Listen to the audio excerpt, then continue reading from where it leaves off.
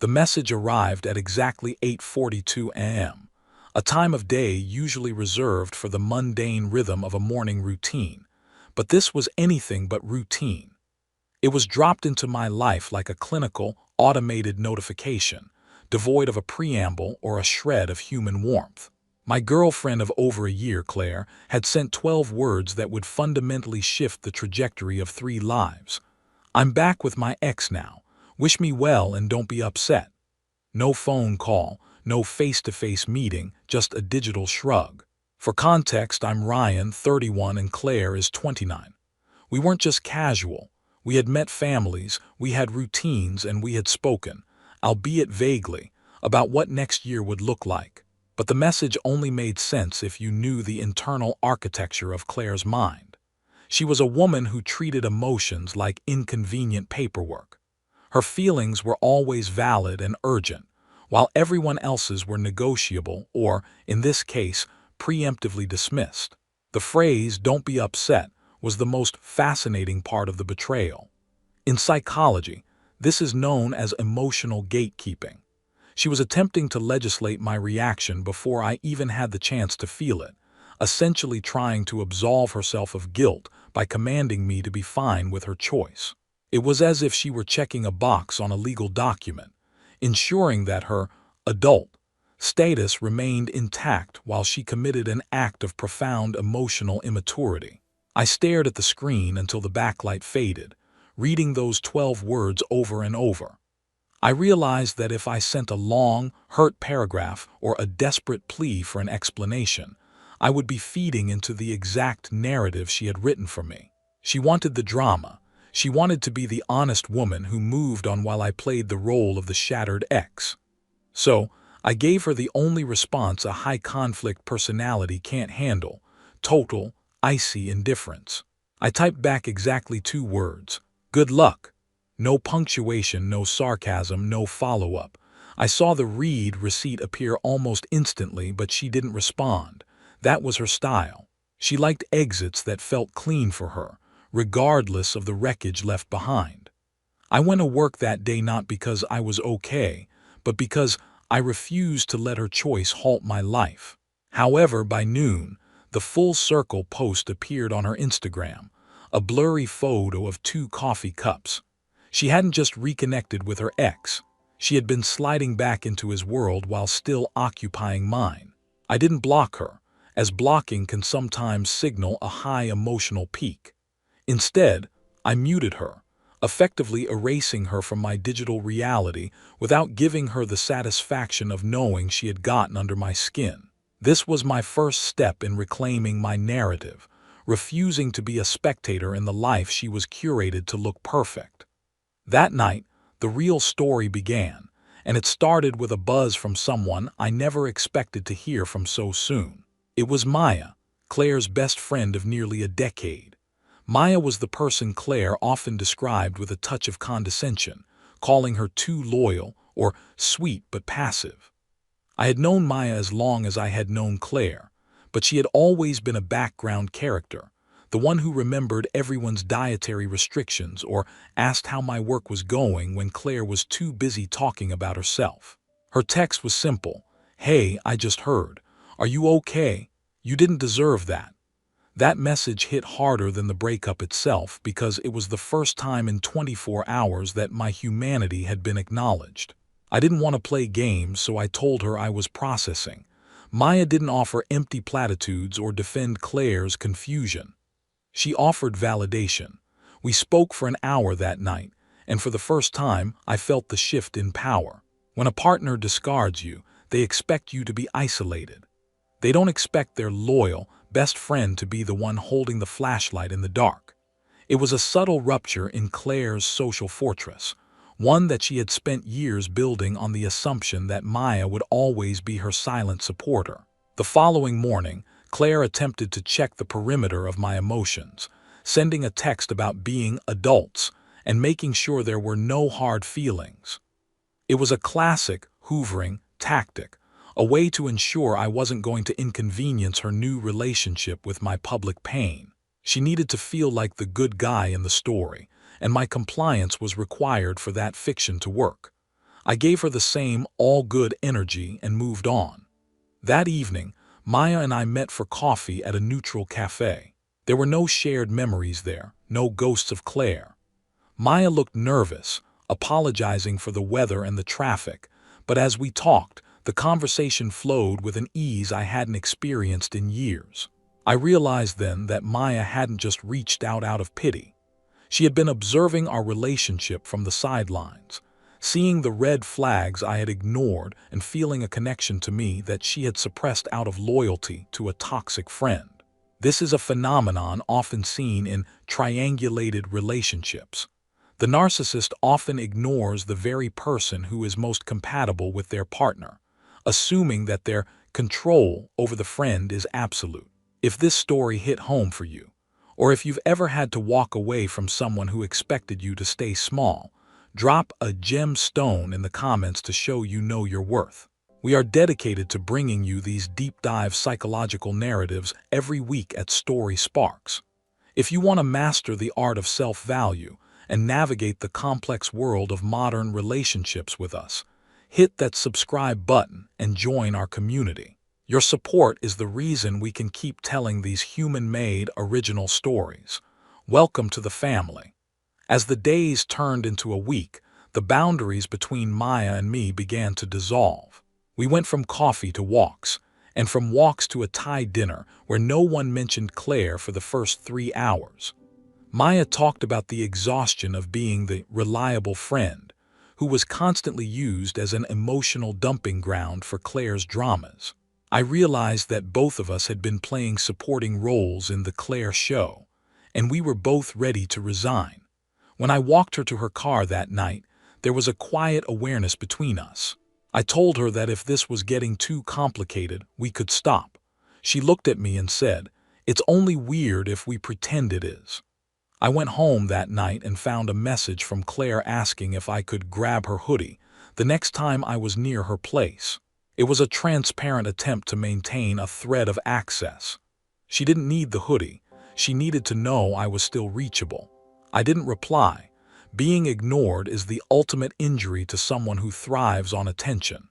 On the 4th day after the breakup, the silence from Claire finally snapped. She didn't text. She called. When I answered, her voice was overly bright, that fake casual tone people use when they're fishing for information. She mentioned she had heard something wild about me and Maya. I didn't offer an explanation or a defense. I just said, yes.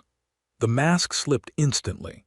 Her voice became sharp and accusatory, demanding to know how I could move on so fast. I didn't bother pointing out her own timeline with her ex. I simply told her that I had moved on because she had told me to.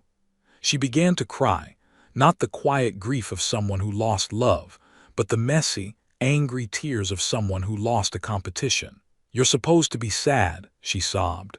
"You're not supposed to replace me with her." That was the moment of total clarity for me. She didn't want me. She wanted the satisfaction of knowing I was still mourning her. She viewed Maya as a downgrade and was insulted that I found peace with someone she considered beneath her. I told her, "I didn't replace you, Claire. I chose someone who actually chose me." I hung up, and for the first time I felt the weight of the last year fully lift. Claire didn't disappear after that call. She spiraled. She began a smear campaign, a common tactic used when a manipulator loses control of the narrative. She contacted mutual friends, playing the victim and painting Maya and me as betrayers. She showed up at Maya's apartment unannounced, swinging between tears and threats. But the narrative didn't stick. People had seen how Claire treated me, and more importantly, they saw the sincerity in Maya. That night Maya came over to my place. We didn't talk much about the drama, we didn't need to. I told her I felt chosen, not convenient. It was a distinction that changed everything. 2 days later, my phone rang again. It was Claire, crying again, asking if I really needed time or if I was just doing this to get back at her. She couldn't conceive of a reality where I was actually happy. She needed it to be a performance for her benefit. I stayed silent until she ran out of breath. Then I told her that I wasn't mad anymore, I was just done. This is where we must address the educational integration of this situation. the psychology of the discard. In relationship dynamics, Claire represents the low-value discarder. She uses people as emotional anchors. When she moved to her ex, she expected me to remain anchored to her memory so she could feel secure in her new relationship. When I moved to Maya, I effectively cut the anchor, leaving Claire to drift in the fallout of her own decisions. Her anger wasn't about love, it was about narcissistic injury. By dating her best friend, I hadn't just moved on. I had inadvertently proven that the safe friend was actually more attractive than the main character. This realization is what drives a manipulator to frantic lengths. They need to reestablish their superiority by any means necessary, which is why she began to question the worthiness of my new relationship. She wasn't fighting for me. She was fighting for her ego's survival. The irony of the situation was that while Claire was busy trying to ruin our peace, her full-circle fantasy with her ex was already falling apart. He saw the same toxic patterns return, and he walked away again, leaving her truly alone. She reached out to Maya one last time, not to apologize, but to ask if I was actually happy. She didn't care about the friendship she had destroyed. She only cared about the comparison. If I was miserable, her decision was justified. If I was happy, she had miscalculated. A few hours later, she called me from an unknown number. Her voice was quiet, stripped of the performance. She admitted she didn't think it would cost her me forever. She thought I would be the safe one who waited in the wings while she explored other options. I told her, "You don't get to decide the price after the transaction is over." I hung up and blocked her for good. The depth of this experience taught me about the reality of inauthentic content in real life. The way some people curate their emotions to serve a public image rather than a private truth. Claire lived her life as if it were a scripted show, where every breakup was a dramatic plot point and every person was a prop. But real life doesn't follow a script. Real life has consequences that don't always resolve in the protagonist's favor. Maya and I spent that final evening sitting on the porch, the air finally clear of the static Claire had projected for so long. Maya told me she had spent years feeling like she was less than because she didn't have Claire's brutality or her confidence. I told her that what she called confidence was actually just a lack of empathy, and what she called being less than was actually being a human being. We realized that our relationship was the first time either of us had been able to be completely authentic without the fear of being vetted or judged. As the silence from Claire became a permanent fixture of my life, I started to reflect on the concept of the best friend dynamic. In toxic friendships, there is often a power imbalance where one person is the star and the other is the buffer. Maya had been the buffer for 10 years, absorbing Claire's toxicity and protecting the world from it. When she stepped out of that role, Claire's world collapsed because she no longer had a buffer to hide behind. This is a vital lesson for anyone watching. You are not responsible for being someone else's emotional shock absorber. You are allowed to leave the shadow of a main character and find your own light. Maya's growth during this process was just as significant as mine. She had to unlearn a decade of subservience to a woman who viewed her as a prop. The final call from Claire came on a rainy Friday. She wasn't angry anymore. She sounded small. She asked if it was worth it, losing her as a friend, losing the history we had. I looked at Maya, who was reading a book, peaceful and present.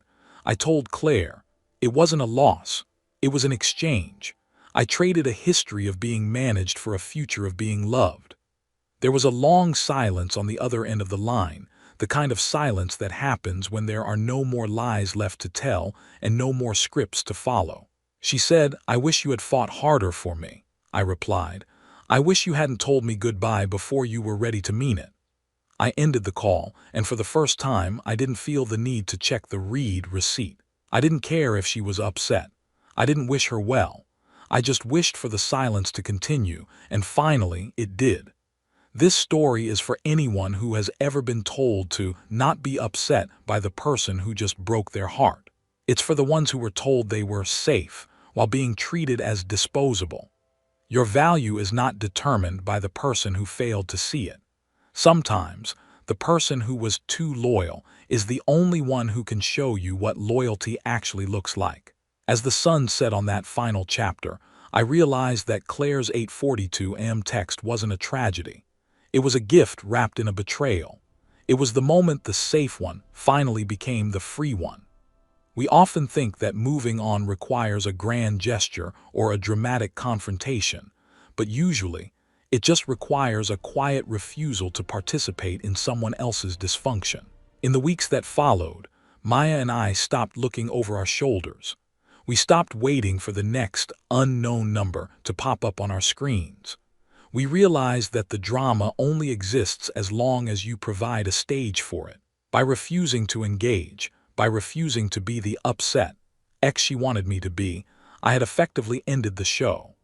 We live in a world that often romanticizes the fight for love, but sometimes the most romantic thing you can do is fight for yourself. Sometimes the full circle isn't about going back to an ex. It's about coming back to the person you were before you let someone else tell you who you were supposed to be. I started dating Maya not out of revenge, but out of a realization that she was the person I had been looking for while I was distracted by Claire's noise. The final takeaway for the story Sparks audience is this: manipulation thrives in the dark, but it withers under the light of indifference. If someone leaves you for an ex and expects you to stay in the waiting room of their life, don't just leave the room.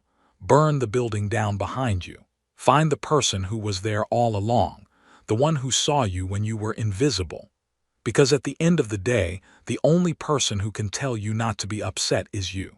And once you reach that point, you'll realize you're not upset at all.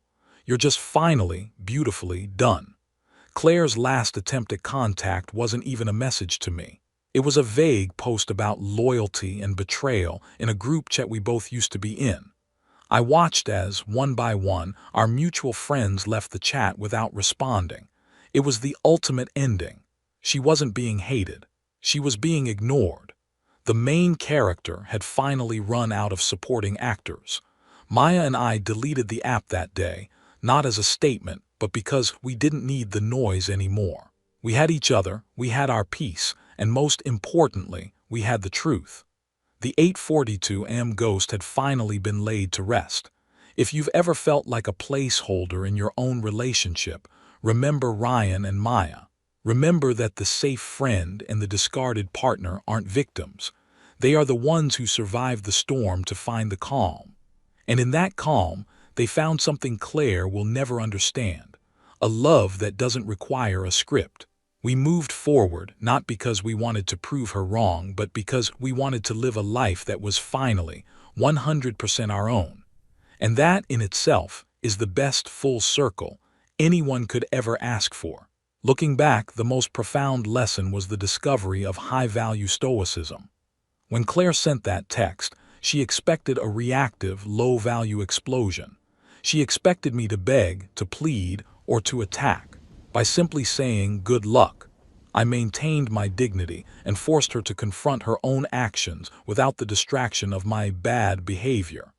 This is a powerful tool for anyone facing a toxic discard. Your lack of reaction is your greatest strength. It turns the mirror back onto the other person, forcing them to see their own reflection without the filter of your reaction. Claire couldn't handle the reflection, which is why she spiraled into anger and eventually into grief. She wasn't grieving me. She was grieving the loss of her power over me.